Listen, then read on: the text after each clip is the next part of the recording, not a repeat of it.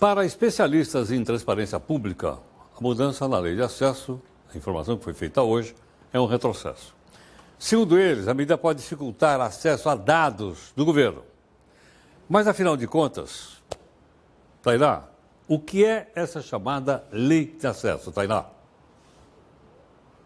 7 anos, qualquer pessoa física ou jurídica, sem necessidade de apresentar motivo, podia solicitar o recebimento de informações públicas dos órgãos e entidades. Ou seja, qualquer cidadão tinha acesso aos dados públicos do Brasil. Essa lei de acesso à informação era para os 3 poderes da União: estados, Distrito Federal e municípios, inclusive aos tribunais de conta e Ministério Público. Entidades privadas também eram obrigadas a dar informações referentes ao recebimento e à destinação dos recursos públicos por elas recebidos. Só que agora, o presidente em exercício, Hamilton Mourão, publicou um decreto que altera essa lei de acesso. A norma passou a permitir que comissionados imponham sigilo secreto e ultra-secreto a dados públicos. Ele alega que o objetivo dessa mudança é diminuir a burocracia. Disse ainda que a medida não atenta contra a liberdade de expressão. As informações podem receber 3 diferentes graus de classificação. Então fica assim: o público só pode ter acesso ao documento reservado depois de 5 anos. O classificado como secreto, 15 anos.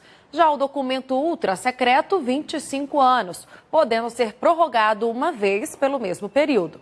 No texto antigo, essa classificação dos documentos só podia ser feita pelo presidente, vice-presidente, ministros de Estado, comandantes das Forças Armadas e chefes de missões diplomáticas permanentes no exterior.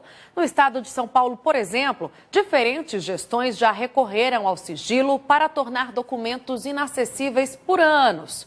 Em 2015, o então governador Geraldo Alckmin tornou sigiloso por 25 anos centenas de documentos do transporte público metropolitano de São Paulo. No ano seguinte, ele voltou atrás e decidiu retirar os sigilos prévios dos documentos. Outro caso ocorreu também em 2015, quando a gestão do então prefeito de São Paulo, Fernando Haddad, recorreu ao carimbo de secreto para decretar o sigilo de uma série de dados relativos à Guarda Civil Metropolitana, incluindo imagens de câmeras de monitoramento das ruas da cidade e informações da central de atendimento da prefeitura. Heródoto, com essa mudança da lei de acesso, será que vai diminuir a burocracia ou as informações vão ficar mesmo por debaixo dos panos? Essa pergunta eu vou fazer para a doutora Maria Fernanda Roschi, que é especialista em direito digital do Franco Advogados e está gentilmente aqui para participar conosco. Maria Fernanda, muito obrigado pela gentileza por atender aqui o Jornal da Record News. Boa noite, Heródoto. Parabéns pela matéria. Foi muito correta e interessante. Então, nós gostaríamos de saber a sua opinião. Qual é a avaliação que você faz? A pergunta final foi essa. Afinal, reduz ou não, né, a participação da cidadania para saber o que se passa no governo? É preocupante, Heródoto. Eu acho que é uma medida que vem de encontro aos anseios da sociedade de honestidade e transparência. Então, na prática, essa lei ela não muda os critérios de classificação dos documentos, mas amplia as pessoas que podem classificar os documentos. Então, na prática, isso vai levar as informações que deveriam ser públicas, via de regra, elas podem se tornar cada vez mais restritas e por um número maior de pessoas, visto que definia somente chefes de Estado, embaixadores, comandantes das Forças Armadas, hoje estende isso a ocupantes de cargos comissionados e de baixo escalão. Então, é uma boa pergunta que eu acho que a resposta virá no acompanhamento prático, se esse decreto se mantiver. Agora, Maria Fernanda, qualquer documento poderia passar por por esses prazos? Ou são só determinados documentos em determinadas áreas do governo? Heródoto, a regra é a publicidade.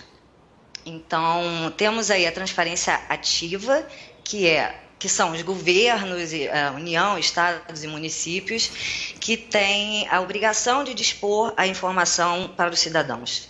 E a transparência passiva, que é permitir ao cidadão acessar, através do sistema de informação aos cidadãos, as informações públicas, que não são informações do governo, são informações públicas, de todos nós. Então, alguns documentos podem ser classificados como ultrasecretos, secretos ou reservados, mediante a imprescindibilidade da segurança do Estado e da sociedade. Então, não são todos os documentos que podem ser classificados dessa forma, mas a lei não explicita o que é esse critério para considerar uma informação imprescindível à segurança e à soberania nacional.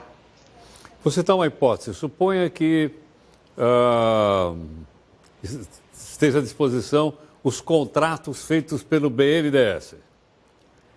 Né? Aí o gestor lá diz, não, isso aqui é secreto. E pimba, classifica como secreto. E aí a gente fica sem saber. É isso ou não? Na prática, o que pode vir a acontecer é isso. É óbvio que existe também o recurso das pessoas interessadas poderem recorrer dessa classificação, e existem diversas instâncias para recurso. Geralmente a pessoa hierarquicamente superior, ou então a comissão mista, que pode avaliar isso também. É uma comissão feita de pessoas de diversas áreas, que pode também analisar se essa classificação foi feita de forma correta. Bom, em outros países do mundo também há documentos que são divulgados depois de 15 anos, 20 anos, 30 anos em alguns casos. Né? Seria algo semelhante?